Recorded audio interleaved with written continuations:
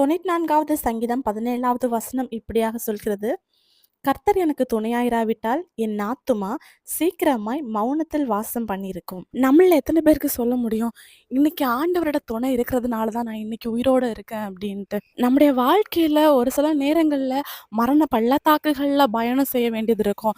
இன்னும் சில நேரங்கள்ல சில பிரச்சனைகள், போராட்டங்கள் மத்தியில நம்ம வாழ வேண்டியது இருக்கும். ஆனா இதன் மத்தியில எல்லாம் உயிரோட காக்கப்படுறோம்னா அதுக்கு காரணம் ஆண்டவர் நம்மள பாதுகாக்கிறதுனால, அவர் நமக்கு துணையா இருக்கிறதுனால, அவருடைய இரக்கமும், கிருபையும் நம்ம மேல இருக்கிறதுனால தான். இங்க சங்கீதக்காரனாகிய தாவீது சொல்றாங்க, "எனக்கு ஆண்டவருடைய துணை இல்லைன்னா, நான் மௌனத்தில தான் வாசமா இருப்பேன்" அப்படின்ட்டு. மௌனம்னாலே அது ஒரு மரணம் தான். இந்த தாவீதோட வாழ்க்கையில அநேக மரண பள்ளத்தாக்குகள் வந்துச்சு.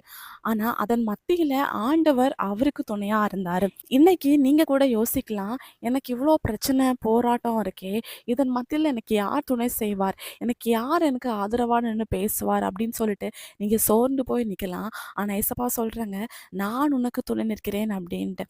ஆண்டவர் உங்களுக்கு துணையா இருந்து உங்கள பாதுகாத்து, அவர் உங்கள எல்லா வல்லடிக்கும் விலக்கி தப்புவிப்பார். விசுவாசிங்க, அற்புதங்களை எதிர்பாருங்க. இயேசு கிறிஸ்துவின் நாமத்தில் ஆமென்.